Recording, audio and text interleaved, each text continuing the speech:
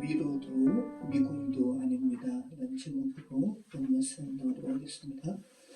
지난주에는 하나님의 은혜가 들어오기 위해서 반드시 부서져야 하는 어떤 각 사람의 견고한 진에 대해서 살펴봤습니다.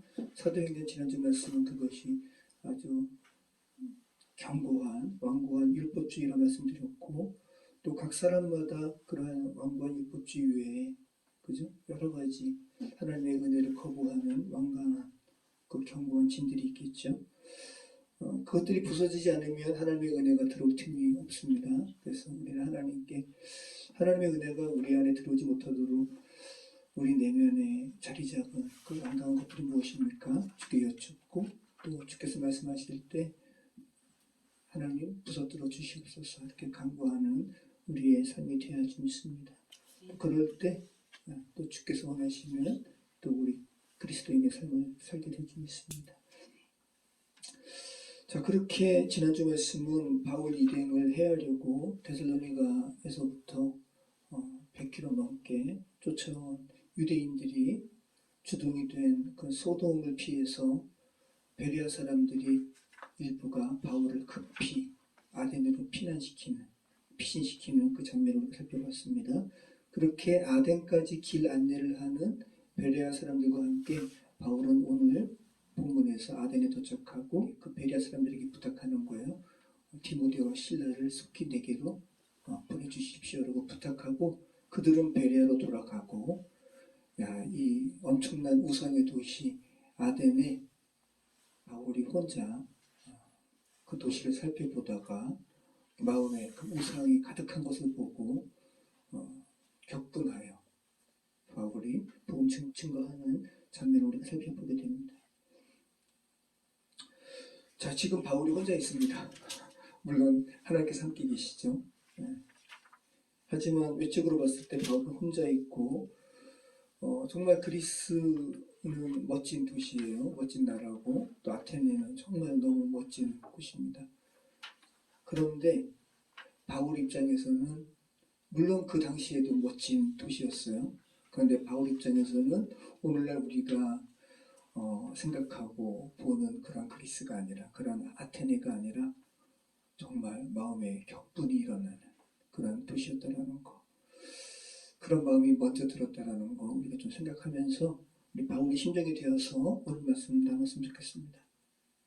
우리 오늘 말씀 우리 16절, 17절 우리 말씀 같이 읽겠습니다. 바울이 아덴에서 그들을 기다리다가 그 성에 우상이 가득한 것을 보고 마음에 격분하여 회당에서는 유대인과 경건한 사람들과 또 장터에서는 날마다 만나는 사람들과 변론하니. 바울이 아덴에서 신라와 디모데를 기다리다가 그러면서 그 도시를 이렇게 거닐었을 거 아니에요? 그러면서 그 성에 우상이 가득한 것을 보고 마음에 격분하는 마음이 드는 겁니다. 그리고 아테네는 큰 도시였기 때문에 회당이 있었습니다. 그래서 유대인의 경건한 사람들, 또 이방인의 또 하나님을 경외하는 사람들에게 복음도 증거하고요. 또 장터라 그러죠. 시장입니다. 아고라에서 만나는 사람마다 이렇게 변론했다라고 말씀하고 있습니다. 아테네는 베레아에서 남서쪽으로 310km 거리예요. 우리 김하수 권사님께서 광주 분이시죠? 네. 그 광주가 서울에서 전라도 광주가 자동차 도로로 313km 나오네요. 그러니까 거의 서울에서 전라도 광주까지가 베레아에서 아테네까지 거리입니다. 자, 그 정도 거리다 생각하시면 되고, 지금 아테네는 그리스의 수도입니다. 인구는 1000만 명이에요. 세계에서 9번째 큰 도시라고 그럽니다. 아테네. 자, 그런데 바울이 오늘 본문에서 방문한 그 당시에는 아테네가 고대 아테네에서 가장 전성기였던 아테네 때보다 한 500년 정도 뒤의 시간이에요. 약간 쇠락한 시기였고, 당시 바울 시대, 오늘 사도행전 시대에서 가장 번화한 도시는 우리가 이제 다음 주에 살펴보게 됩니다. 고린도. 신흥 도시국가였고, 무려 20만 명. 오늘 우리가 살펴보는 본문에서는 아테네가 약 한 3만 명 정도 그런 도시였다 그래요. 그러니까 고린도에 비해서는 이제 쇠락한 도시지만 그럼에도 불구하고 엄청난 예술적 또 도로에는 도시 주변에는 우상 신상으로 가득한 오늘날 우리가 보는 것은 예술 작품이죠. 색깔도 바래고 근데 그때는 색깔도 칠해져 있고요.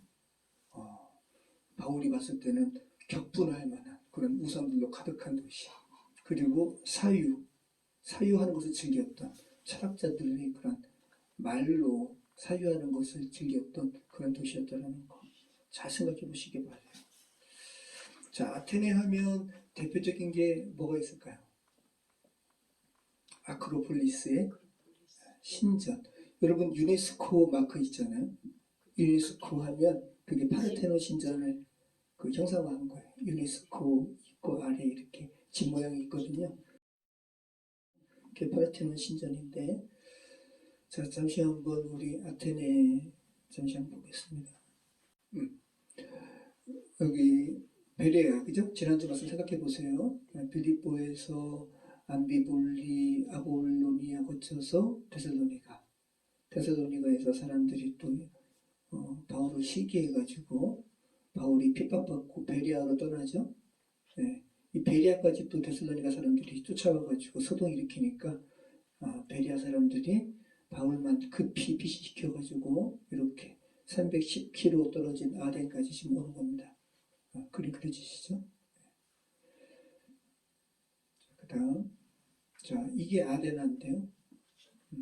아테네가 이 아데나 여신과 이름이 같은 거예요.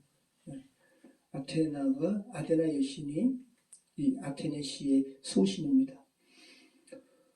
보기에는 아름답지만 우상이라는 거 여러분 자꾸만 생각해 보시기 바래요. 자꾸 생각하셔야 돼요. 우상입니다. 아데나 여신 아테나 멋있죠? 멋있는 게 아니라 우상이라고요. 아테나. 근데 아테나가 이렇게 아름답기도 하는데 직물의 신이기도 하고 전쟁의 신이기도 하고 뭐 문화의 신이기도 하고 모든 것을 다 겸비한 신이에요. 그래서 아테네가 이 아데나 여신을 이렇게 수호신으로 섬겼습니다. 섬겼다는 표현보다 부린 거죠. 그죠? 우상은 인간의 탐욕으로 만들어 부리는 거예요. 아테나 여신. 자, 여기 보시면, 자, 여기 파르테논 신전 보이시죠? 그죠? 여기가 파르테논 신전이고요. 그리고 그 옆에 아레오바고라고 언덕 하나 있죠. 언덕 있고, 그리고 더 이렇게 쭉 가시면 여기 아테네 아고라라고 있잖아요. 여기가 당시에 시장이었고, 여기에 유대인 회당이 발견되었어요. 그래서 이제 바울이 베레아 사람들과 함께 아테네까지 안내받아서 오고 우선 시장에서 유대인에게 복음 증거했을 거예요. 그리고 이 시장 아고라에 여러 시장을 이렇게 거느리면서 사람들과 변론도 했을 겁니다. 그리고 아마 아레오바고도 가보고 파르테논 신전도 아마 가봤겠죠. 그러면서 이 주변에 즐비했던 우상을 보고 바울이 격분하는 거예요. 또 여기가 아크로폴리스 높은데 언덕에 이렇게 가장 높은 곳에 아크로폴리스가 있고요. 파르테논 신전이 여기 있습니다. 아테네 여신을 두었던 곳이에요. 그리고 여기가 아리오파고스. 네. 그리고 여기가 아고라 시장이고 여기 유대인 회당이 있고 이렇게 그림 한번 그려보시기 바래요. 아테네가 여기서 복음 증거하다가 변론하다가 사람들이 야, 너 말 좀 더 듣자 하면서 아리오파고까지 데려간 거예요. 그런 거 생각해 보시고요. 자, 이것도 다른 각도에서 파르테논 신전 보이고 여기가 아레오바고 여기가 아고라. 자, 이게 겨울의 현재 모습인 거죠. 겨울에 아크로폴리스를 위해서 본 겁니다. 여기 원형극장이 있고 요게 파르테논 신전이에요. 그리고 요게 에릭테이온 신전이에요. 이것도 겨울에 아테네, 그게 현재 모습이겠네요. 현재가 이런 거예요. 여기다가 이렇게 조명을 설치하니까 정말 독특하죠. 정말 독특하고 신들의 나라, 우상들의 나라인 거예요. 대리석 언덕에 이렇게 지어진 것이 참 독특하더라고요, 정말. 네, 이것도 아테네, 아크로폴리스. 정말 이렇게 사계절 또 빛에 따라서 이렇게 다양한 모습으로 이렇게 비춰지는데 사람들이 이런 모습에 이거 자체도 경관도 그렇지만 여기에 또 각종 우상들을 이렇게 만들어서 올려놨으니 사람들이 우상에 완전히 취할 법도 하죠, 그죠? 네. 매료될 법도 해요. 근데 바울은 지금 하나님의 빛이 들어왔기 때문에 매료되는 것이 아니라 분노하는 거야. 자, 이게 아고라입니다. 유적이 발견된 거죠. 여기에서 유대인 회당의 어떤 근거 자료들이 이렇게 발굴된 거예요.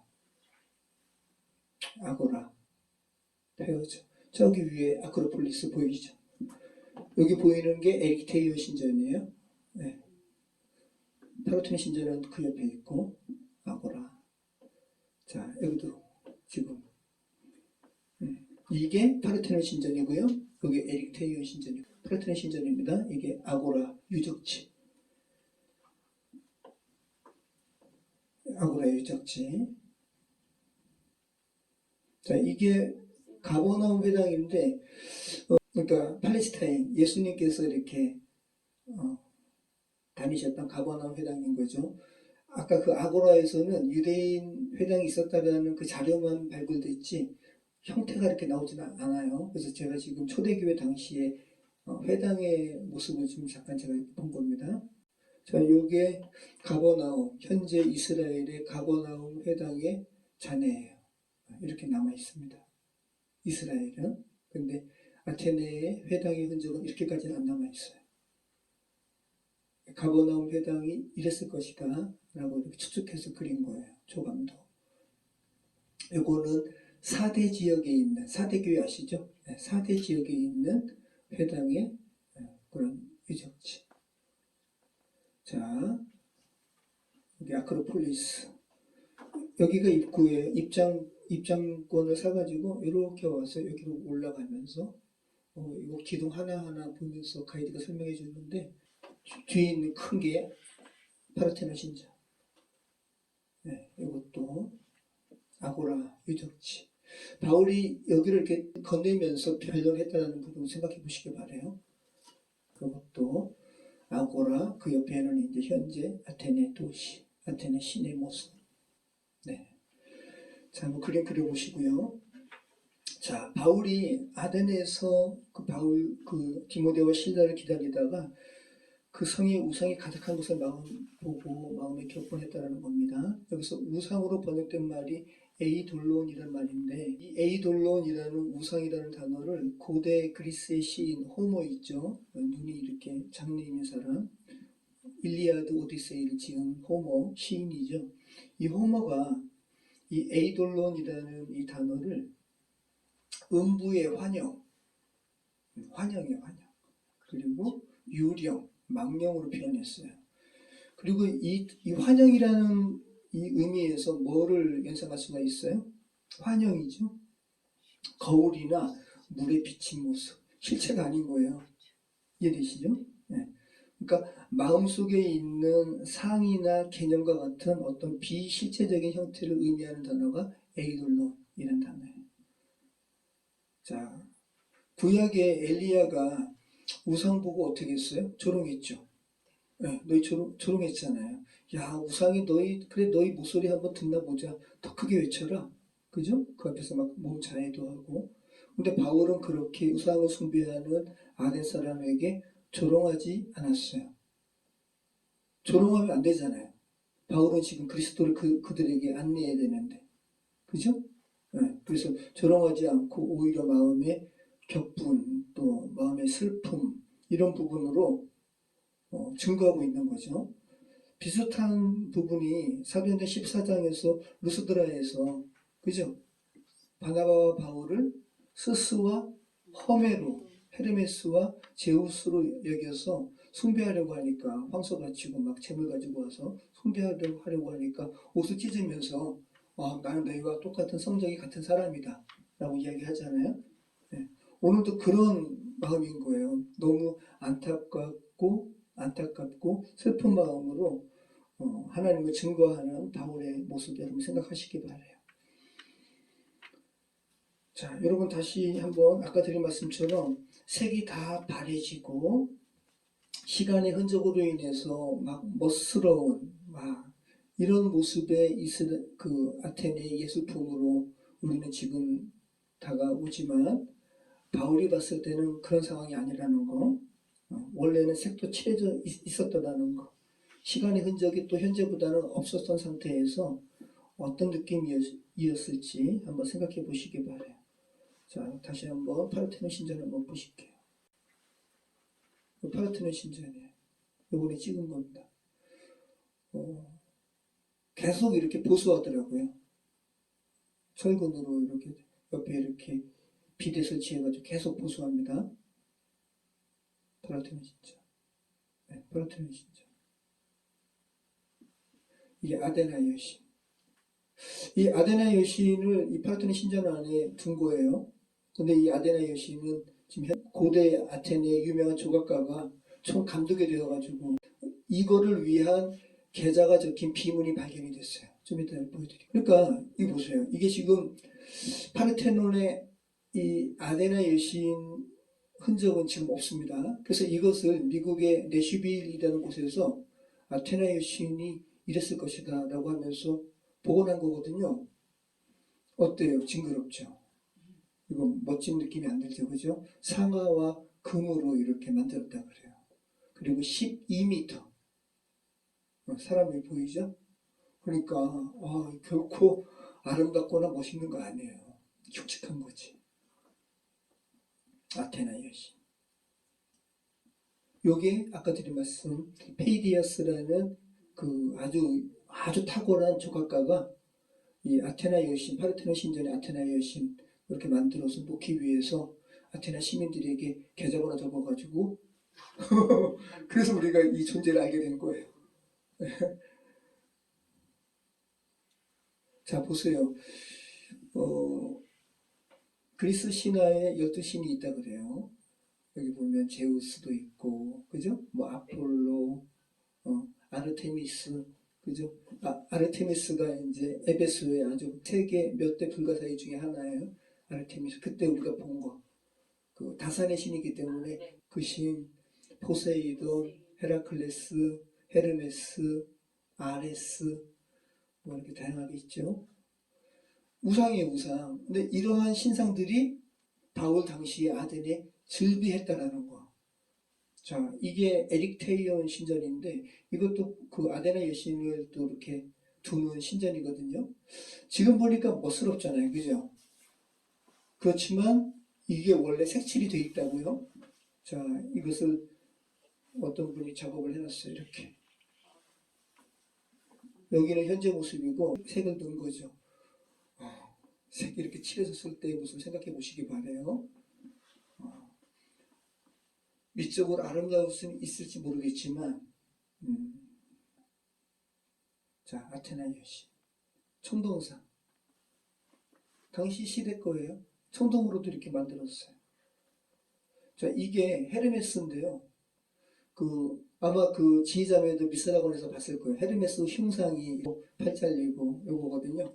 이게 그리스는 땅을 파면 이렇게 유물이 나온다고 했잖아요. 헤르메스 동상의 발굴 현장의 모습. 포세이돈이 이렇게 발굴되었습니다. 하수구에서 발굴되었다 그래요. 하수구. 자, 이거는 아프로디테의 발굴 모습. 비너스 같은 거예요. 아프로디테. 근데 이 두 장면은 그리스에서 발견된 게 아니라 터키에서 발견됐어요. 터키도 당시 그리스 문화니까. 네. 자, 이거는 화환을 들고 있는 소년의 모습이라고 그래요.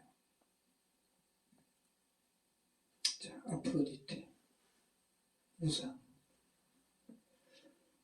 이것도 아까 보여드린 거죠. 네. 아프로디테. 요거는 어떤 신이냐 하면 오디세우스 동상인데 와 남파선에서 발견됐대요. 그러니까 바닷속에서 발견된 거죠. 근데 이게 철 같죠? 철이 아니라 대리석이에요. 막 이렇게 페인 거예요. 오디세우스 신. 이건 포세이돈. 우상입니다. 힘자랑하는 거 바다의 신 포세이돈. 이건 그리스 고고학 박물관에 당시에 다양한 이런 신상들이 있었다라는 거예요. 곳곳에. 이건 제우스 신인데요. 요게 아까 그 아데나 여신 파르테논에 있었던 그 아데나 여신 12m라고 그랬잖아요. 이게 얼굴만 발견됐는데 얼굴만 0.87m예요. 그러니까 1m 조금 안 돼요. 얼굴만 이 정도 되는 거죠. 엄청 큰 거죠. 제우스. 자, 여기에 말 달리는 뭐 기수의 모습도 있고 뒤에 신들의 모습도 있고. 자, 요거는 에게해. 그 드로아에서 바울 보고 마케도니아 사람들이 이리로 건너오라 했을 때 건너간 바다가 에게해거든요. 이 에게해에서 발견된 로마 일대 황제 아우구스투스의 청동상인 거예요. 그래서 아우구스투스는 예수님 시대, 예수님 아기 때 그때 막 너희 호적을 이렇게 정리해라 고향 가서 할 때 그 황제인 거예요. 그러니까 바울 시대 때 이 아우구스투스 동상이 아테네시에 있었을 수 있죠. 바울은 아마 이거 봤을 거예요. 자, 이 우상의 모습 잠깐 봤습니다. 오늘 말씀 좀 깁니다. 이런 자료들을 좀 보여드리느라고. 자, 아무튼 이런 모습을 보면서 이 바울이 그 성에 우상이 가득한 것을 보고 마음에 격분하게 됩니다. 이 파록시노라는 말이에요. 미완료 시제예요. 그러니까 우상을 볼 때마다 계속 격분하는 거예요. 그 격분하는 마음이 자꾸 드는 거예요. 자, 이 파록수노라는 말이 지난번에 우리 사도행전 16장에서 그 바울과 바나바가 마가 문제로 인해서 다투잖아요. 그죠? 그 열정적으로 다퉜고, 그죠? 그리고 또 히브리서에서 똑같은 단어가 나왔다 그랬죠? 히브리에서 격려한다는 말로도 번역된 파록 휘스모스가 이 파록 수노에서 나온 말입니다. 파록 수노에서 비롯된 말이에요. 그러니까 날카롭다라는 의미에서 자극하다, 분개하다라는 말이에요. 그러니까 이 아테네 시내에 가득한 우상을 보고 바울이 자극받은 거예요. 그래서 분개하게 되었다 라고 지금 한글 성경을 번역하고 있어요. 자, 여러분은 이 시대에 특별히 그리스도인으로서 격분하는 게 뭐예요? 권사님은 뭐를 보시고 좀 격분되는 마음이 있는 것 같아요? 저는 특별히 그 기독교를 정치 이데올로기로 이렇게 취해가지고 선전한 자기 이득을 위해서요. 바울도 아마 이 시대에 오면 그런 모습 보고 격분하지 않았을까. 기독교를 정치 이데올로기의 한 축으로 삼. 그리고 또 제가 격분되는 것은 청소년들을 속이는 타락한 성적 문화, 차별금지법, 동성애, 개인의 자유라고 하지만 저는 지금도 잊혀지지 않는 게 동성애를 저는 반대하는 입장이니까 차별금지법 관련된 이슈가 나올 때마다 이렇게 보면 퀴어 축제에서 그래요. 그들이 좋아서 퀴어 축제 한다고 해요. 그래서 나라에서도 막지 못하고 그래서 1년에 퍼레이드를 하는데 그것을 쳐다보는 청소년들의 그 호기심 어린 눈빛을 저는 그 컴퓨터상에서 모니터에서 보면서 와 그것을 보면서 청소년들이 전혀 동성애적인 그런 게 없었는데 그거 보면서 호기심 어린 눈으로 이렇게 보고 있는데 걔네들은 괜찮아, 괜찮아. 그래서 남자가 여자 역할하고 여자가 남자 역할하고.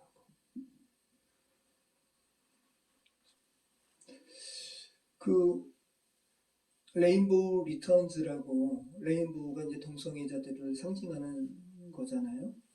레인보우 리턴즈라고 동성애자들이 다시 이렇게 정상적인 사람으로 돌아오기를 바라는 마음으로 운동하시는 목사님이 계세요. 염안석 목사님. 이분이 의사이기도 해요.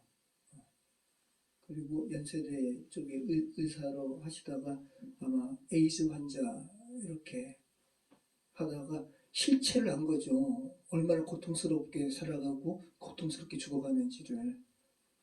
거기에 접하지 않았으면 결코 경험하지 않았을 것들을 하게 되니까 이분이 레인보우 리턴즈라는 유튜브 채널을 만들어서 적극적으로 반대 활동하는 거예요.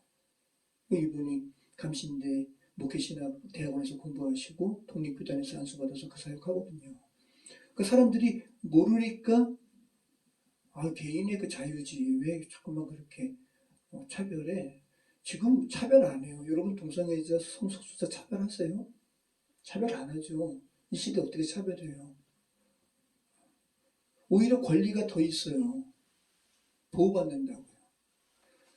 그러면 그들은 그렇게 살려 그래요. 그런데 왜 전혀 그들의 영향이 아니면 그쪽 세계에 발을 딛지 않을 수 있는 이들에게 왜 영향을 끼치냐고요. 이런 부분은 격분해야 되는 거죠.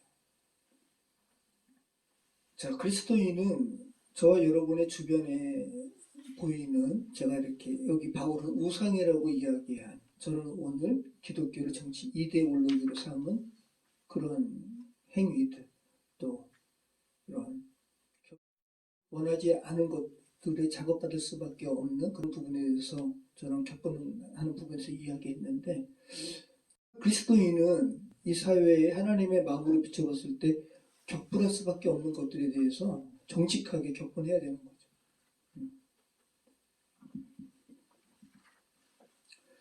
자, 우리 17절, 우리 18절 같이 읽겠습니다. 회당에서는 유대인과 경건한 사람들과 또 장터에서는 날마다 만나는 사람들과 변론하니 어떤 에피쿠로스와 스토아 철학자들도 바울과 쟁론할세. 어떤 사람은 이르되 이 말쟁이가 무슨 말을 하고자 하느냐 하고, 어떤 사람은 이르되 이방신들을 전하는 사람인가 보다 하니 이는 바울이 예수와 부활을 전하기 때문이로라. 자, 바울이 아고라에서 한번 전하는 모습 상상으로 그림을 한번 보시죠. 이렇게 바울이 막 증거하는 거죠. 아덴시에서. 자, 이것도 아덴시에서 이렇게 증거하는 거예요. 이거는 라파엘이 그린 그 바울이 아덴시에서 증거하는 모습을 또 이렇게 유화로 그린 모습입니다. 자, 여기서 바울이 장터 아고라에서 날마다 만나는 사람들과 변론한다라고 하는 이 디알레고마이라는 말은 토론하고 숙고한다라는 거예요. 굉장히 깊게 생각하면서 야, 너희들이 이런 것들은 너희들 우상 같은 건데 라고 좀 깊게 한번 좀 생각할 것들을 사람들에게 제공하는 거죠. 이들은 바울이 아니었으면 결코 생각지 못했던 것들을 지금 작업하고 있는 거예요. 그리고 특별히 어떤 에피쿠로스와 스토아 철학자들도 바울과 쟁론했다 그러잖아요. 쉰발로라는 말이거든요. 어떤 두 대상, 그러니까 대립된 두 대상이 분명히 있는 그 상황에서 다양하게 쓰이는 단어인데 누가만 이 단어를 사용해요. 신약 성경에서 이 쉰발로라는 단어가 6번밖에 나오지 않거든요. 근데 누가복음과 사도행전에서 누가만 사용해요. 그러니까 누가가 헬라 사람이니까 누가 제외하고는 신약 성서를 쓴 사람들 대다수가 거의 다 유대인들이에요. 누가만 헬라 사람인 거예요. 그러니까 누가가 자기가 익숙한 언어로 이 쉰발로라는 단어를 사용해가지고 독특하게 둘만의 어떠한 관계에서 대립적인 이런 상황으로 요 쟁론했다라고 번역한 단어를 쓰고 있다라는 거예요. 쉰발로라는 거예요.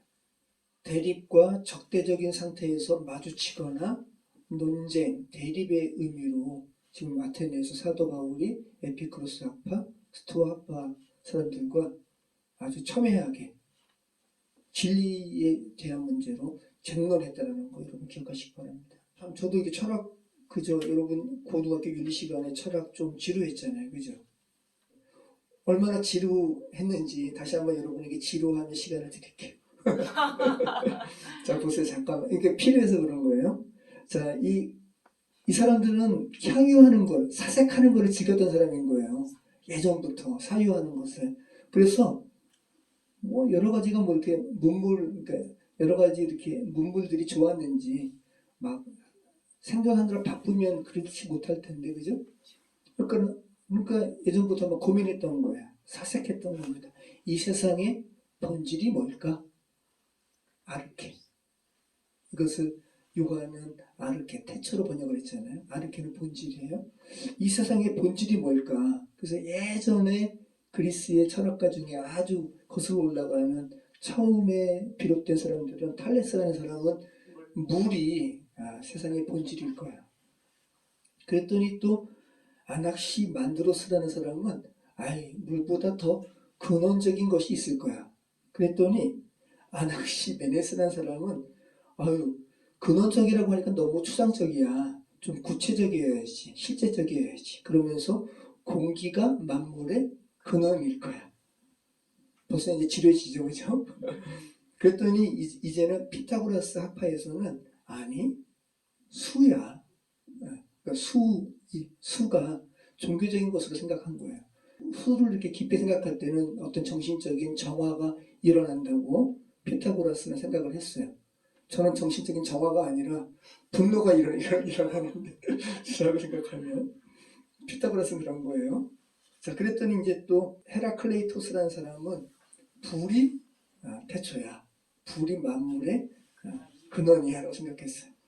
그랬더니 이제는 또 파르메니데스라는 사람은 이성이 만물의 근원이야 라고 생각하고, 또 레우키보스라는 사람은 원자가 만물의 근원이야. 다양하죠. 그 다음에 이러한 1차적인 철학자들을 이제 지나고 이제 인간에게 만물의 근원적인 부분을 생각합니다. 프로타고라스는 인간이 만물의 척도야. 점차 이제 인간을 신으로 이제 여기는 그런 상황이 이제 비롯되는 거예요. 소크라테스는 그래, 숨어있는 모순을 인식하고 인정하는 인간의 능력을 인정해요. 인간의 능력을 신뢰해요. 그럴 때 인간이 어떤 만물의 척도가 될 수 있지 라고 하면서 악덕이나 죄를 알지 못함으로 인한 것으로 봐요. 알매 부재, 알지 못하기 때문에 죄를 짓는 것으로 소크라테스는 이렇게 이야기하는 거예요. 점차 깊어지죠, 그죠? 인간적으로. 플라톤은 소크라테스 다음 세대죠. 플라톤은 변하지 않는 보편적인 진리가 있을 거야. 이래야. 형 이상학적인 걸 생각하는 거예요. 그 인간은 다 동굴 안에 갇혀있다 생각하고 빛의 출구로 나가야 된다 생각하는 거예요. 이게 플라톤이죠.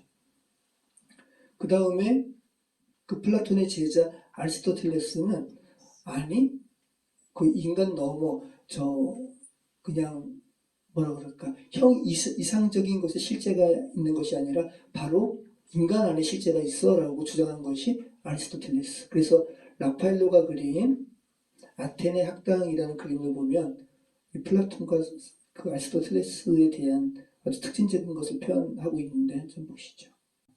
여기서 정 가운데 있는 두 사람이 플라톤과 아리스토텔레스인데요. 지금 플라톤은 손가락으로 위를 향하고 있죠. 실제는 위에 있어, 하늘에 있어 라고 하고, 옆에 아리스토텔레스는 손가락을 아래로 향하는 거예요. 아니, 위가 아니라 우리 인간이 실제야. 이 사람들이 다 그리스의 어떠한 철학자들의 그런 특성을 라파엘로가 특징적으로 지금 그림을 그렸다고 해요. 이게 아테네 학당이라는 유명한 그림입니다. 그래서 아리스토텔레스는 이 본질이 인간 넘어 저기 하늘에 있는 게 아니라 인간 안에 있다고 생각하니까 굉장히 신적인 것을 이렇게 생각한 거죠. 인간으로. 그래서 육체 안에 본질이 육체 안에 존재하고 있기 때문에 육체가 죽으면 본질도 사라진다. 육체가 죽으면 영혼도 사라진다. 그래서 얼마 전에 몇 년 전에 제가 이야기했잖아요. 유튜브의 최고의 강의라고 일컫는 것이 뭐냐면 미국의 그 하버드 대학 말고 또 유명한 대학이 뭐가 있죠? 네? 예일대요. 예일 대학의 어떤 교수가 이런 걸 하는 거죠. 죽으면 다 사라지는 것이기 때문에 죽음에 대해서 두려워하지 말라고 이야기하거든요. 약간 맥락이 비슷하죠. 네. 육체가 죽으면 영혼도 죽는다. 이런 바탕에서 오늘 본문에서는 아테네에 선언하는 학파의 일부가 소개되죠. 에피쿠로스와 스토아 학파. 자, 에피쿠로스 한번 보시죠. 에피쿠로스는 이 에피쿠로스가 창안한 그런 학파예요. 이 에피쿠로스입니다. 에피쿠로스는 세상을 물질로 봅니다. 그리고 이 에피쿠로스 사람들은 인간의 삶은 우연히 빚어진 존재이기 때문에 그냥 너희가 존재하는 이 세상에서 즐거움을 추구하라 그래요. 근데 이 즐거움은 육체적인 쾌락이 아니라 정신적인 쾌락이에요. 그러니까 어떤 삶의 희노애락으로부터 자유한 그것을 최고의 어떠한 목표로 삼아요. 고통으로 인한 마음의 요동침이 없는 것, 이것을 최고의 즐거움으로 추구하는 거예요.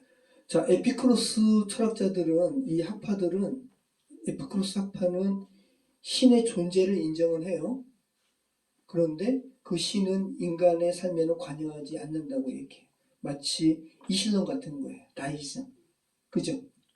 그러니까 다이즘을 대표적으로 형상화한 그런 그림이 뭐냐면 고장난 시계. 신은 시계를 그냥 이렇게 던져놨어. 근데 그 시계가 돌아가다가 멈췄네요. 근데 신은 그 돌아간 시계를 고치려고 하지 않아요? 와, 이런 신관을 가지고 있었다는 거예요. 자, 우리 하나님이 그런 하나님이시라면 좀 아찔하죠? 우리 다 고장났는데. 그죠? 그래서 이 에피쿠로스 학파 사람들은 그냥 이러한 어떤 고고한 이러한 정신적인 그런 이렇게 쾌락을 누리다가 악을 견디다 죽으면 그냥 된다라는 생각을 가진 사람들이었어요. 그래서 아주 상류층의 사람들이 이 에피쿠로스 학파의 가르침을 수용했다라고 합니다. 그래서 그들은 자신을 그죠? 희노애락과 같은 그런 고통에서 이렇게 멀어진 사람들이니까 자신들을 신과 같은 선한 존재로 인식했다고 하는 거죠. 자, 자신을 이렇게 어떤 희노애락에 대해서도 이렇게 좀 마음을 빼앗기지 않을 수 있는 그러한 존재가 된 거. 신이잖아요. 신으로 이렇게 여기는 이런 부분은 바울이 말하는 그리스도 안에서 빛으로 알게 된 모든 사람은 아담 안에서 죄로 죽은 자. 그래서 그리스도로 인한 속죄가 필요한 존재라는 이러한 복음과 전면적으로 배치되는 거죠. 이런 부분을 가지고 바울이 쟁론했을 거라는 거 한번 생각해 보시기 바라요. 그 다음에 오늘 본문에 또 어떠한 철학자가 나오죠? 스토아 철학자. 스토아는 제논이라는 사람이 추창한 그런 학파인데 주로 스토아에서 가르쳤기 때문에 스토아파가 됐어요. 스토아가 뭐냐 하면 그리스 시대에는 이스라엘도 마찬가지인데 로마도 마찬가지고 여러 개의 기둥이 있잖아요. 기둥이 연결되어 있고 위에 지붕이 있고 그래서 이거 주랑이라고 그러는데 주랑이 스토아예요. 이 주랑으로 연결된 복도에서 제논이라는 사람이 주로 가르쳤다 그래요. 예수님도 이 주랑에서 가르치셨죠. 네. 주랑이 스토아예요. 이게 제논이고 네. 이게 주랑이에요. 주랑과 주랑 사이에 복도가 있잖아요. 이 복도에서 가르쳤다는 거예요. 자, 스토아 철학자들은 분석하고 치밀한 논리를 중요하는 이성을 굉장히 강조했다 그래요. 그래서 공식적으로 아테네 사회가 따르기로 정한 학파는 아닌데 사회 전반적으로 이렇게 스며들었던 학파가 이 스토아 학파라고 합니다. 자, 스토아 학파는 만물에 다 신성이 깃들어져 있다고 얘기했어요. 인간뿐만 아니라. 이게 뭐예요? 범신론. 나무에도 신성이 있고 바위에도 신성이 있고. 자, 그리고 그들은 최고의 신이 있다고 인정했지만 그 신이 결코 유일신은 아니다. 여러 신들 중에서 단지 뛰어난 신일 뿐이다. 제우스 같이. 그리고 스토아파 사람들은 인간은 스스로 생존하는 존재이기에 신에게 의존하는 것은 합당하지 않다. 바람직하지 않다고 여겼어요. 자, 여러모로 이 에피크로스 학파라든지 스토아파 사람들의 이 인식은 하나님의 빛이 마음속에 이미 들어온 바울에게는 정말 답답한, 정말 황당한 그러한 주장을 하는 사람들이었던 겁니다. 자, 다시 한번 읽어볼게요. 우리 8절 한번 읽어보시죠. 어떤 에피크로스와 스토아 철학자들도 바울과 쟁론할세 어떤 사람은 이르되 이 말쟁이가 무슨 말을 하고자 하느냐고 어떤 사람은 이르되 이방신들을 전하는 사람인가 보다 하니 이는 바울이 예수와 부활을 전하기 때문이다.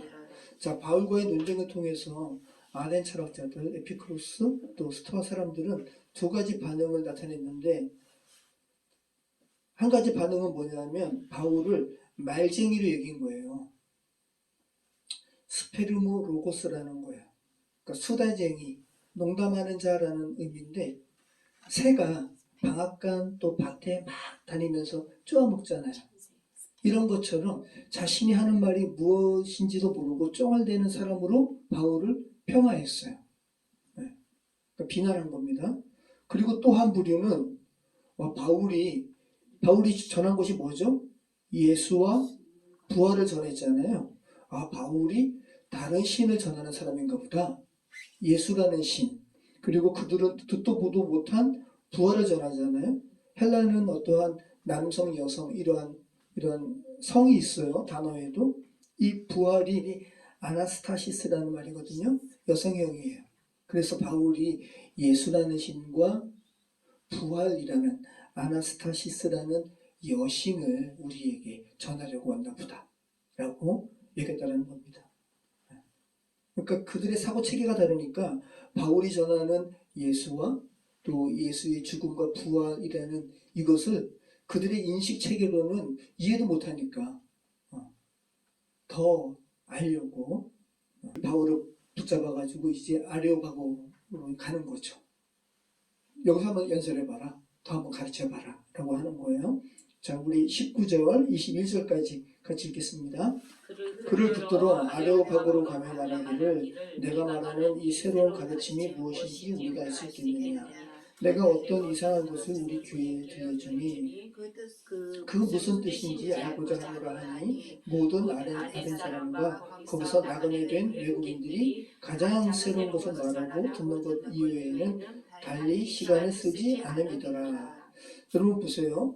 이들이 그래서 바울의 말을 더 듣고 싶어요. 그래가지고 아고라에서 이렇게 쟁론하는 변론하는 이 바울을 붙들어가지고 이 붙들었다는 게 체포했다는 의미가 아닌 거예요.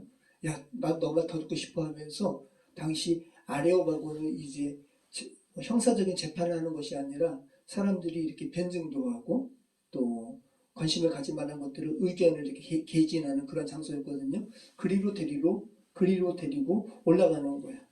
그러면서 오늘 21장 말씀 보면 이렇게 아덴 사람들이 바울을 붙들어서 아레오바고로 가는 이유가 왜 그러냐 하면서 누가는 이때 지금 어디 있다고요? 빌립보에 있다고요. 그러니까 나중에 바울에게 이 말을 듣고 이 상황을 누가가 나름대로 주석을 달았어요. 21절 보면 자, 이렇게 하는 이유가 뭐라고요? 모든 아덴 사람과 거기서 나그네 된 외국인들이 가장 새로운 것을 말하고 듣는 것 외에는 달리 시간을 쓰지 않음이더라. 이렇게 사유하는 것을 즐겼던 아덴 사람들을 누가가 꼬집은 건데 야, 이 말은 무슨 말인 거야? 그들은 말하고 듣는 것 외에는 시간을 쓰지 않았다. 완전 한량이죠. 그리고 말하는 것으로 시간 썼다는 거잖아요. 진정한 말쟁이가 바울이 아니라 그들이었다고 지금 누가가 지금 주석하고 있는 거죠. 자, 아레오바고는 그리스 신화에서 천둥과 전쟁의 신인 아레스의 언덕이라는 의미예요. 아레스. 자, 그래서 그리스어로 헬라 그리스어로 대법원이 뭐냐면 아레이오스 파고스, 아레오바고예요. 네, 대법원이. 자, 아레스의 언덕이라는 의미에서 아레오바고가 나왔는데 그냥 이렇게 간단하게 본다면 이런 거예요. 아레스가 그 헬라의 12신 중에 하나예요. 근데 아레스보다 조금 더 등급이 높은 신이 있어요. 포세이돈. 아레스가 숲을 이렇게 가는데 비명소리가 들리는 거예요. 이렇게 보니까 자기 딸을 포세이돈의 아들이 겁탈하는 거예요. 그래서 아레스가 화가 나니까 포세이돈 아들을 죽였어요. 그러니까 또 포세이돈은 화가 나잖아요. 그래가지고 아레스를 붙들어가지고 아레오바고 언덕에서 법정에 세운 거예요. 그리고 그리스의 12신이 다 모여가지고 재판을 한 거예요. 그러면서 아레스의 행위는 뭐하다? 정당하다. 무죄 선고한 거예요. 네. 그래서 이 언덕이 아레오바고 아레스의 언덕이라는 그 명칭이 지어졌다고 합니다. 자, 한번 잠깐 아레오바고 한번 보시죠. 자, 이게 아레스예요. 멋있죠? 아레스. 멋있는 게 아니라 바울 입장에서는 징그러운 거라고요. 네. 칼 들고 있잖아요. 아레스. 천둥의 신. 자, 여기가 아레오바고. 여기 언덕. 여기에 층계가 이렇게 있고요. 네. 아레오바고. 자, 여기 아고라, 아레오바고, 아크로폴리스. 자, 여기도 파르테논 신전, 에릭테이언 신전. 자, 아레오바고가 어디 있어요? 여기 있어요. 좌측 위에 빨갛게 제가 이렇게 점을 해놨죠. 아레오바고. 자, 여기 아크로폴리스 위를 이렇게 저희가 관람한 다음에 아레오바고로 가기 위해서 내려왔어요. 그러면서 이렇게 단체 사진 찍은 거예요. 이게 아레오바고 입구예요. 여기에 헬라어로 사도행전 17장 이 아레오바고 관련된 성경 구절이 기록되어 있습니다. 자, 이 아레오바고 올라가면 이 위에 여기서 변증도 하고 그랬다라는 거죠. 아레오바고. 이렇게 돌이 휘어요. 참 독특하죠. 참 독특해요, 정말. 자, 이 아레오바고 위에서 봤을 때 아덴시 전경이 나옵니다. 아레오바고. 여러분 생각해 보시기 바래요. 바울이 이 위에 올라서 가지고 이제 변증하는 겁니다. 그 변증의 내용이 뭐죠? 22절입니다. 우리 같이 한번 읽어보겠습니다. 바울이 아레오바고 가운데 서서 말하되 아덴 사람들아 너희를 보니 범사에 종교심이 많도다. 이 종교심이라는 것은 미신성이 많도다. 뭐 이런 말로 될 수도 있는 건데, 자, 그러면 여기서 너희를 보니 범사에 종교심이 많도다라고 하는 이 바울의 외침이 비난하는 걸까요? 아니면 우선 긍정하는 걸까요? 네, 이게 어떤 학자들은 이 아덴 사람들이 우상을 섬기는 미신상에 대해서 비난하는 것이라고 말하기도 하고, 어떤 사람들은 그렇지 않다. 우선적으로 복음을 전하기 위해서 그저 긍정적인 것으로 먼저 너희 범사에 하나님 알려고 하는 거, 신을 알려고 하는 거 좋은 거야 라고 이렇게 서두로 열고 있다고 이야기하는데, 저도 그 부분이 맞는 것 같아요. 바울은 정말 하나님의 사람으로서 유대인들에게는 구약을 풀어서 설명했잖아요. 그러면서 복음을 증거했거든요. 근데 이 사람들이 구약 알아요? 모르죠.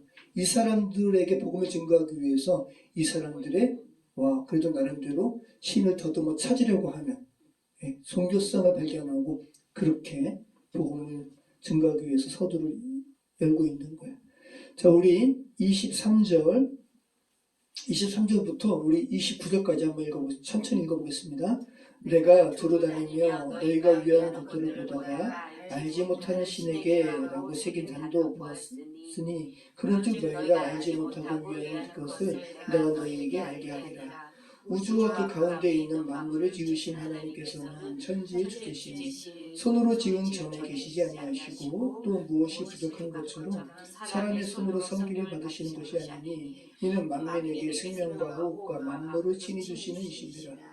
인류의 모든 족속을 한 혈통으로 만드사 온 땅에 살게 하시고 그들의 연대를 정하시며 거주의 경계를 한정하셨으니 이는 사람으로 혹 하나님을 더듬어 찾아 발견하게 하려 하심이로되 그는 우리 각 사람에게서 멀리 계시지 아니하도다. 우리가 그를 힘입어 살며 기동하며 존재하느니라. 너희 시인 중 어떤 사람들의 말과 같이 우리가 그의 소생이라 하니 이와 같이 하나님의 소생이 되었은즉 하나님을 금이나 은이나 돌에다 사람의 기술과 고안으로 새긴 것들과 같이 여길 것이 아니니라. 자, 지금 바울이 그러면서 사도행전에서도 얼마 전에 나왔던 보편 은총에 대해서 이야기하죠. 27절이 그런 거잖아요. 26절, 27절이 하나님께서 모든 족속을 한 혈통으로 만드신 거야. 온 땅에 살게 하셨고 그들의 연대를 정하셨어. 거주의 경계를 한정하셨고 그리고 그렇게 하신 이유는 사람으로 하여금 혹 더듬어서 하나님을 찾아 발견하게 하려 하심이로되 라고 이야기하고 있잖아요. 보편 은총이에요. 로마서에서 말하는 그죠? 너희가 하나님 없다고 부정하지 못할 거야. 정직하면. 자, 모든 사람은 비록 아담 이래로 죄로 인해서 둔해졌긴 했지만 둔해졌을지언정 스스로 정직하다면 더듬어서 이렇게 세상 만물을 더듬더라도 조물주가 정말 계시구나 라는 것을 부인하지 못할 거라고 지금 이야기하는 거죠. 그러면서 이렇게 하나님께서 허락하신 보편 은총을 말하면서 아덴 사람들에게 익숙한 철학자의 말을 또 인용해요. 28절에 우리가 그를 힘입어 살며 기동하며 존재하느니라. 바울은 우리가 그를 힘입어 살며 기동하며 존재한다라고 할 때 그는 누구예요? 하나님을, 천자도 하나님을 이야기하는 거잖아요. 근데 이 어구는 그리스 사람들에게 익숙한 어떠한 철학자의 말을 차용한 거예요. 주전 6세기, BC 6세기에 에피메니데스의 말을 인용한 거예요. 그러니까 이 헬라 사람들, 아덴 사람들은 막 이러한 저작물들을 막 서로 읊고 이야기하고 그랬단 말이죠. 이들이 너무 잘 아는 거예요.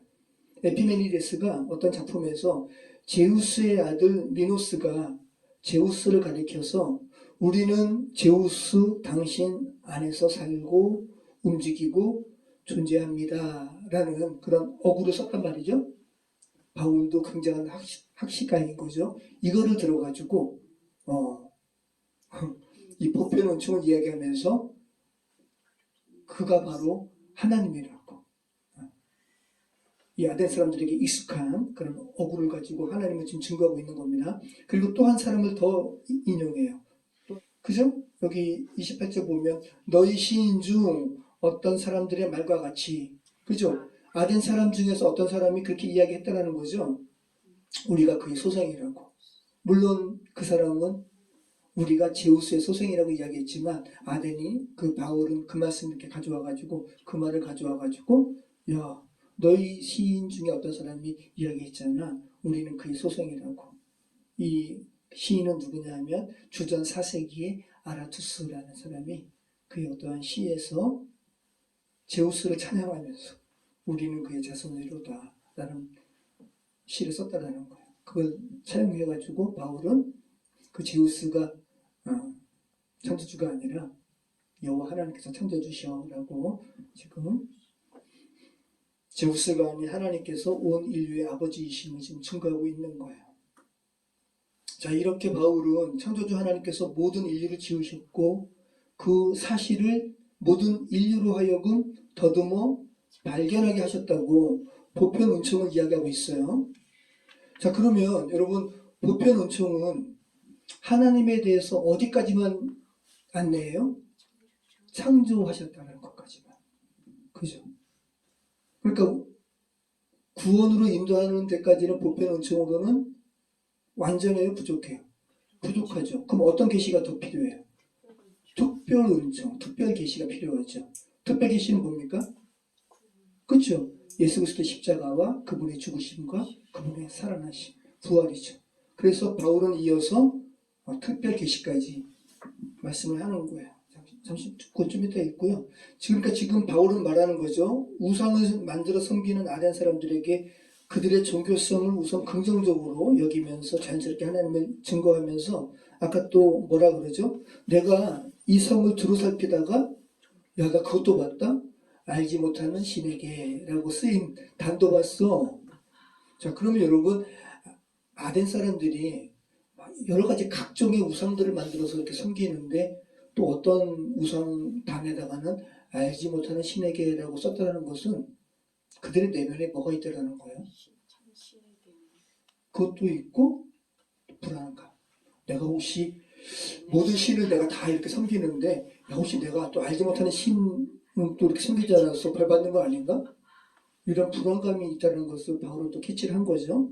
그러면서 바울이 야 알지 못한 신에게라고 쓰여진 단도 내가 봤는데 내가 그 신 설명해 줄게 라고 하면서 그들의 아주 깊은 원초적인 불안감을 지금 해소하는 하나님에 대한 그 증거를 하고 있는 거예요.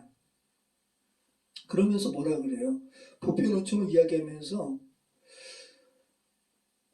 29절 말씀 다시 한번 읽어보겠습니다. 이와 같이 하나님의 소생이 되었은즉 하나님을 금이나 은이나 돌에다 사람의 기술과 고언으로 새긴 것과 같이 여길 것이 아니니라. 자, 아덴 사람들 입장에서는 이 말 들었을 때 좀 뜨끔했을 수도 있어요. 그들은 지금 금이나 은이나 돌로 엄청난 정말 신들을 새기고 있거든요. 그죠? 자, 그러면 이 말씀을 보면서 기독교인들 또 유대인들 또 저와 여러분들은 자연스럽게 어떤 말씀이 떠올라요? 10계명 제2계명. 그죠? 너를 위하여 새긴 우상을 만들지 말고 또 위로 하늘에 있는 것이나 아래로 땅에 있는 것이나 땅 아래 물속에 있는 것에 아무 형상이든지 만들지 말며. 인간이 만드는 우상의 대표적인 특징은 뭐냐 하면 새겨진다는 거예요. 그죠? 여러분 한번 여러분이 금이나 돌이나 아무 물질이든지 여러분이 조각도 가지고 뭐를 정교하게 새겼다고 생각해 보세요. 그 새긴 결과물을 여러분 손에 들고 가장 먼저 느껴지는 감정은 뭐겠어요? 저는 너무 많이 느끼죠. 저는 막 새기는 사람이니까. 권사님 가끔 여기서 도요공방 특별 만들 때 권사님이 만들고 빚고 또 이름을 새기고 할 때 가장 먼저 드는 마음은 뭐예요? 예쁘게 잘 됐다, 만족함. 그래, 너무 사랑해가지고 잠깐. 그리고 또 이거는 내 거다, 소유.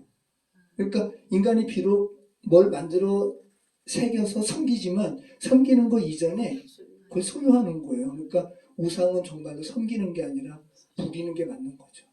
그러니까 하나님께서 그러시는 거예요.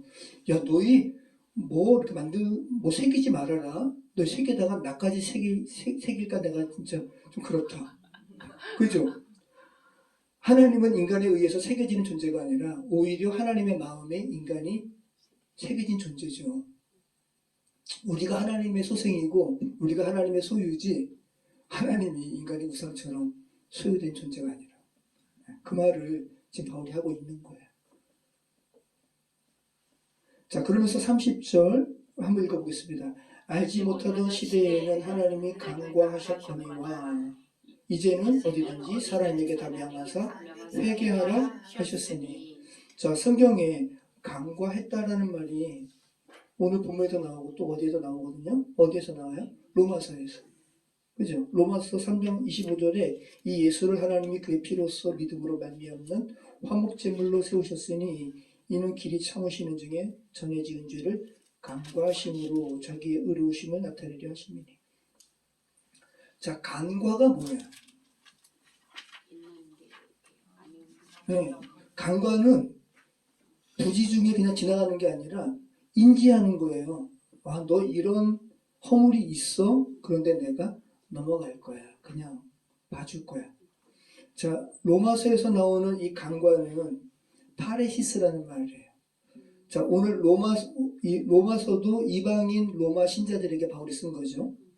또 오늘 누가가 기록한 사도행전 17장 30절에 간과하셨다라고 표현된 것도 아덴 사람 헬라인에게 쓴 거지만 헬라어 원문은 달라요. 여기서 사도행전 17장 30절에 간과라는 말은 휘페레이도라는 말이에요. 간과하다라는 말이 의미로 번역했는데 그 근본 의미에는 너그럽게 봐주다, 너그럽다라는 말이 포함되어 있어요. 근데 로마서의 이 파레시스는 로마 사람들은 법에 정통한 사람들인 거예요. 좀 이렇게 냉정한 말인 거예요. 죄는 있긴 있는데 그냥 넘어가 줄게. 그러니까 바울이 굉장히 로마 사람들에게는 그들이 잘 알 수 있는 법적인 용어로 하나님의 속죄 사역을 정확하게 말씀하시는 거고, 오늘 바울은 아덴 사람들이 정말 범죄 종교성이 너무 많아요. 그래서 그들에게 하나님을 증거하기 위해서 하나님의 사랑의 성품을 드러낸 거죠. 너그럽게 알지 못했을 때를 하나님께서 봐주셔. 근데 이제 알게 됐네. 그죠? 알게 된 이후에는 안 된다는 거죠. 알게 된 이후에는 이제 그런 잘못 저지르지 말라는 거예요. 왜냐하면 자, 알지 못하던 시대에는 하나님이 간구하셨거니와 이제는 그죠? 어디든지 사람에게 다 명하사 회개하라 하셨으니, 이제는 하나님께서 간구하지 않으신다는 거예요. 아덴 사람들에게. 왜? 하나님께서 뭐를 명하셨기 때문에, 회개를 명하셨기 때문에, 자, 회개를 명령하셨기 때문에 저와 여러분은 이제 핑계댈 수 없어요. 하나님의 명령을 알잖아요. 명령이라는 것은 명령을 내리는 자와 명령을 받는 자가 둘 다 똑같이 인지하는 거예요. 이게 굉장히 중요한 거죠. 어떤 책임을 묻는 행위에 있어서 인지한 것과 인지하지 못한 것은 책임 부분에서 큰 차이를 내죠. 최근 123 내란 사태 때 윤아무개가 현 대통령 대행이 누구예요? 최아무개에게 그죠? 어떤 문건을 줬잖아요. 근데 최아무개가 이 문건의 내용을 인지했다는 것을 알면은 너무 큰 죄를 진 걸 알기 때문에 대통령이 계엄이라는 급박한 사태를 선포하고 이거 한번 살펴봐라고 하면서 줬다라는 거예요. 경제부총리예요. 기획재정부장이에요. 안 받겠어요? 그 문건을? 근데 그 문건 보지도 않고 그의 주머니에 넣었다가 자기 보좌관에게 줬다라는 거예요. 왜냐하면 인지했다라는 것 때문에 그런 거예요. 인지하면 자기의 책임이 크기 때문에. 그래서 김진애라는 전 국회의원이 뭐라 그러냐면, 지금 현 대통령 대행에게 최 대행은 3번의 그 문건의 내용을 인지할 수밖에 없는 그런 개연성에 대해서 이야기해요. 제일 처음에 윤아무개가 중고를 받았을 때, 두 번째는 그것을 차관보에게 맡겼을 때, 세 번째는 차관 보좌관이 그 문건의 내용을 다시 최 대행에게 리마인드 시켰을 때, 3번의 인지할 기회가 있었다. 그러니까 인지했을 것이다를 얘기하는 거죠. 말이 안 된다는 거예요. 그 인지하지 않고 최 대행이 F4라는 금융과 관련된 최고 4명의 사람들과 그 사람들을 소집해가지고 회의하거든요. 그 문건의 내용이 뭐예요? 국회를 해산하고 비상입법기구 만드는 거기 예산에 대한 부분이거든요. 그래서 한국은행 총재, 금융위원장, 금융감독원장, 그리고 자기. 그 문건의 내용을 모르고 그 회의를 왜 소집해요? 말이 안 되는 거예요. 말이 안 되는 거죠. 지금 제가 인지와 관련해서 말씀 나누고 있어요. 창조주 하나님께서 계심을 알고 지금 너희가 그 사실을 인지했음에도 불구하고 하나님께로 돌아오지 않고 계속 회개치 않는다면 이제는 하나님께서 간과하지 않으신다라는 거예요. 그러면서 바울은 회개한 사람만이 받아들일 수 있는 3가지 진리를 이야기합니다. 자, 31절로 34절까지 같이 한번 읽어보겠습니다. 이는 정하신 사람으로 하여금 천하를 공의로 심판할 날을 작정하시고 이에 그를 죽은 자 가운데서 다시 살리신 것으로 모든 사람에게 믿을 만한 증거를 주셨음이라 하니라. 그들이 죽은 자의 부활을 듣고 어떤 사람은 조롱도 하고 어떤 사람은 이 일에 대하여 내 말을 다시 듣겠다 하니 이에 바울이 그들 가운데서 떠나니 몇 사람이 그를 가까이하여 믿으니 그 중에는 아레오가고 관리 디오누시오와 다말이라 하는 여자와 또 다른 사람들도 있었더라. 자, 바울이 회개한 사람만이 받아들일 수 있는 세 가지 진리를 이야기하죠. 첫 번째는 뭐예요? 하나님께서 온 세상의 심판을 위해 정하신 이가 있다라는 거예요. 누구세요? 예수님. 그죠? 31절 보면 이는 정하신 사람으로 하여금. 자, 이 정하신 이가 예수님이시고 예수님은 믿는 자에게는 구원자시고 계속 믿음을 거부하는 이에게는 심판주이시죠. 자, 둘째는 심판날이 정해졌다. 심판할 날을 작정하시고 세상은 그날을 향해 가고 있다는 거예요. 물론 이날은 궁극적인 심판의 날이지만 자, 그렇게 막연하게 생각한다면 그 심판의 날이 나와는 거리가 먼 것으로 여겨질 수도 있어요. 각 사람의 개인의 이 세상의 호흡을 마치는 날이 심판의 날이기도 해요. 그죠? 그들에게는 이제 다시는 해를 볼 수가 없으니까. 각인의 마지막 날은 하나님께서 정하셨죠. 자, 세 번째는 하나님께서 정하신 심판날에 심판자로 정하신 이가 온 세상을 심판하실 것이라는 이 사실을 증거하셨어요. 뭘로 증거하셨냐 하면 죽은 자 가운데서 예수님을 다시 살리시는 것으로 부활케 하신 것으로 증거하셨다는 거예요. 이것이 바로 정말 하나님께 돌아온 자들이 믿게 되는 세 가지인 겁니다. 자, 여러분 이거 한번 생각해 보시기 바라요. 부활하신 예수님께서 증거라는 거, 심판의 증거라는 거. 바울이 부활하신 예수님을 창조주 하나님께로 돌아오지 않는 자들을 심판하는 날의 증거라고 말씀하시는 부분을 잘 생각해 보시기 바라요.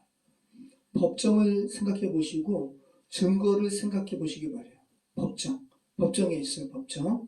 지금 얼마나 최근에 이 한국 사태가 정말 이 복음을 증거하는데 정말 좋은 소재가 되는지 몰라요. 법정.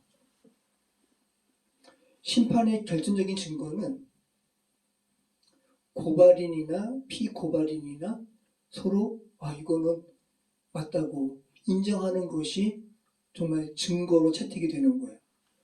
제가 뭘 하나 봤는데 그 피고발인 측 증거로 채택하고 싶지 않은 그 사람들 다 부인하는데 이 재판장이 부인할 수 없는 그 논리를 이야기하면서 그들이 말을 이렇게 반박하지 못하는 부분을 이야기하면서 이것은 그러면 증거로 채택하겠습니다. 그러니까 피고발인과 고발인이 둘 다 수긍하는 그런 증거를 채택하는 거예요. 그러니까 지금 바울이 예수님의 부활을 믿는 자나 믿지 않는 자에게 공히 그들이 수긍할 수밖에 없는 증거로 채택한다는 이 의미를 잘 생각해 보시기 바라요. 예수님의 부활은 그 자체가 예수님과 함께 죽고 다시 살아난 자들이 심판에 이르지 않는다라는 증거가 되죠. 심판날에 예수님이 보좌에 앉아 계시잖아요. 그죠? 법정을 생각해 보시기 바라요. 자, 예수님은 그때는 구원자로서의 증거죠. 자, 그런데 심판자들도 법정에 이제 서는 거예요. 근데 그들이 그토록 부인했던 예수 그리스도의 그 사망과 자기를 위한 대속의 죽음과 부활을 부인했단 말이죠. 그런데 심판날이 되어서 심판주 앞에 부활하신 예수님이 계시네요. 그들에게도 예수님의 부인의 뭐가 되는 거예요? 증거가 되는 거죠. 지금 바울이 그 부분을 이야기하고 있다는 거예요. 굉장히 이성적으로 이야기하죠. 이 아덴 사람들은 이성을 추구했던 사람들이기 때문에. 자, 예수님께서 구원자이시고 심판주라는 것을 로마서 14장 9절에도 말씀하시죠. 제가 이야기하겠습니다. 이를 위하여 그리스도께서 죽었다가 다시 살아나셨으니 곧 죽은 자와 산 자의 주가 되려 하심이라. 산 자에게는 구원주고요. 죽은 자에게는 심판주죠. 자, 디모데후서 4장 1절에 디모데에게도 말씀하는 서신에서 이렇게 이야기합니다. 하나님 앞과 살아있는 자와 죽은 자를 심판하실 그리스도 예수 앞에서 그의 나타나실 것과 그의 나라를 두고 내가 엄히 명한다. 멸망당하는 자에게는 심판주로, 구원받는 자에게는 구원주로 임하신 그리스도 예수에 대해서 바울이 증거하고 있는 거예요. 자, 이렇게 아레오바고에서 생각해 보시기 바래요. 이 언덕 위에서 이렇게 증거할 때 바울을 쫓아 몇 사람이 바울이 전하는 복음에 반응하게 되었어요. 아레오바고, 이 법정의 관리인 중에 한 사람이었나 봐요. 관원 중에 한 사람, 높은 사람이죠. 디오누시오. 그래서 이 사람이 아덴의 초대 감독이 되었다라고 말하는 이들도 있고요. 그런 기록이 있는지 그러한 말씀도 있고, 또 다말이라 하는 여자와 몇 사람이 있었다라고 이야기합니다. 이 다말이는 당시 아레오바고의 여성들은 참여할 수 없었기 때문에 바울의 그 아레오바고에서의 연설 이전에 아마 바울에게 복음을 듣고 반응했던 사람이라고 이야기하기도 합니다. 자, 아무튼 철학자들의 변론을 즐길 줄 아는 굉장히 수준 높은 여인이었더라는 거, 다말이. 그죠? 저희 교회 여성들처럼. 그렇잖아요. 자, 근데 대다수 많은 사람들은 그런데 바울의 이 외침을 거부했어요. 이해할 수 없는 거예요. 그러면서 조롱했어요. 입술을 비추겠다는 거예요. 입술 비추기면서 이랬다는 것이죠. 네. 자, 그리고 어떤 사람들은 조롱하진 않았는데 다음에 좀 다시 듣자 결단을 미뤘어요. 근데 이들의 이 결단 미룬 것이 그들에게는 영원한 또 돌이킬 수 없는 실수이기도 해요. 왜냐하면 바울은 아덴에 더 머물지 않거든요. 고린도로 가거든요. 그러니까 또 기회가 있을 거라고 생각하는 것은 인간의 그런 어떠한 한계이기도 합니다. 제가 이번에 그 안식년 때 이렇게 성지순례를 다녀오면서 어떤 비행기, 마지막 비행기인지 하여튼 그 비행기 몇 번 탔는데 제 옆에 아주 나이스하고 아주 멋진 백인 청년인지 하여튼 이렇게 서양인이 탔거든요. 그리고 막 영어 잡지 당연히죠. 그들에게는 모국어니까 영어 잡지 딱 꺼내더니 열심히 푸는 거예요. 그래가지고 야 멋있다. 보니까 알파벳 남막 풀기 하는 거예요. 가로, 세로. 자, 우리 보면 잡지 보면 예전에 그 남막 풀기 있었고 또 미로 있었죠. 미로 풀기. 네. 또 뭐가 있었죠? 숨은 그림 찾기. 이런 거 있었잖아요. 참 여러분, 아까 제가 지루하고 되게 이렇게 막 정신이 혼미할 정도의 저도 막 이해가 안 되는 그 그리스 철학자들의 말을 제가 했잖아요. 제가 그 말을 할 때 한번 아덴 사람의 입장이 되어서 그들이 꼭 미로 찾기 하는 것 같지 않아요? 태초의 근원이 뭘까? 그죠? 물일 거야. 불일 거야. 공기일 거야. 여러분, 미로 찾는 최고의 방법은 뭔지 아세요? 저 시간 없을 때 미로 풀기 할 때 그렇죠. 출구부터 바로 들어가는 거죠. 그 안에 여러 가지 길에서 막 찾는 게 아니라 지금 바울이 오늘 사도행전에서 말하는 거는 야 너희 미로 찾기 하는 거야. 하나님께서 그 더듬어 너희 찾기를 하셨는데 평생을 거쳐서 지금 미로 찾기 위해서 미로 찾는 방법이 있습니다. 미로는 결국은 한 면이기 때문에 우수법, 좌수법 해가지고 한쪽 벽을 한쪽 손으로만 이렇게 다니면 결국은 출구로 나온다 그래요. 그런데 미로의 복잡성과 비례해가지고 시간이 걸린다 그래요. 우리의 삶은 미로 같죠? 그럼 평생 그래도 지금 바울 입장에서 보면 평생을 우수 좌수 기법으로 이렇게 찾다가 느리기도 하고 중간에 뭐 보장할 수 있어요? 이 경우 탈출 시간은 전적으로 미루의 규모에 달렸다는 거예요. 우리 인생의 미루의 규모는 너무 엄청나요. 여러분의 좌수법, 우수법에 맡길 수 없어요.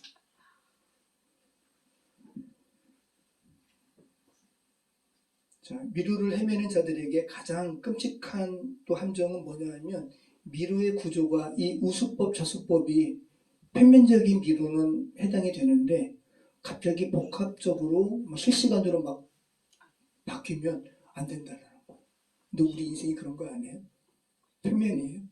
우리 개미 아니에요. 미루와 미궁의 차이를 아세요, 여러분? 미로 나가를 길이 좁기가 있지만 미궁은 빠지는 거니까. 그렇죠. 이게 미궁인데 이게 다 미궁이에요. 거의 다 미궁이에요, 미궁. 자, 우리가 미궁 속으로 들어간다 그러죠. 미궁은 혼미할 미자에다가 집궁자예요. 그래서 그리스의 신화에 기인된 거예요. 그리스의 신화에 아주 너무 복잡한데 그리스 신화 자체가 미궁이에요. 제가 요번에 이 설교 준비하기 위해서 저희 가족 처갓집 가다가 그리스 신화 좀 다시 한번 좀 정리된 것 좀 보자면서 듣다가 몇 분 못 듣고 우리가 미로 속에 빠지는 것 같아요. 너무 복잡해. 연애에 뭐 아들이 아버지 죽이고 뭐 난리가 아니에요. 그래서 완전 미로. 그러니까 그리스의 세계관 자체가 헬라 사람들 자체가 인생 자체가 미로기 때문에 그 미로적인 생각을 신화 속에 반영한 거예요. 이 미궁이란 게 뭐냐면 이런 거거든요. 한 괴물이 그리스 사람들을 한 1년에 몇 명씩 잡아먹어야 돼요. 황소와 사람의 그 교배에서 나온 거예요. 이것도 말도 안 되는 거죠. 미로예요. 그러다가 미노아의 왕자가 입구에다가 실을 딱 걸어놓고 미궁 속으로 들어가가지고 죽이고 다시 그 실 붙들고 이렇게 나오는 게 미궁이에요. 그러니까 미궁은 길이 하나예요. 길 하나. 근데 미로는 여러 갈래의 길이에요.